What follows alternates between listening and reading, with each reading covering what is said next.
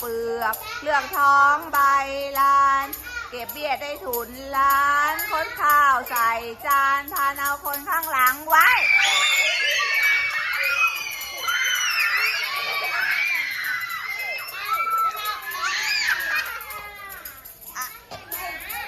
จะข้ามถนนต้องข้ามตรงทางม้าลายจะข้ามถนนต้องข้ามตรงทางม้าลายสัญญาณไฟเขียวต้องหยุดให้รถผ่านไปเราจะข้ามได้เมื่อเปิดไฟแดงสัญญาณจะข้ามถนนต้องข้ามตรงทางม้าลายจะข้ามถนนต้องข้ามตรงทางม้าลายสัญญาณไฟเขียวต้องหยุดให้รถผ่านไปฟิวฟิว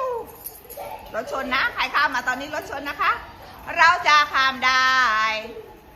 เมื่อเปิดไฟแดงสัญญาณจะข้ามถนนต้องข้ามตรงทางม้าลายจะข้ามถนนต้องข้ามตรงทางม้าลาย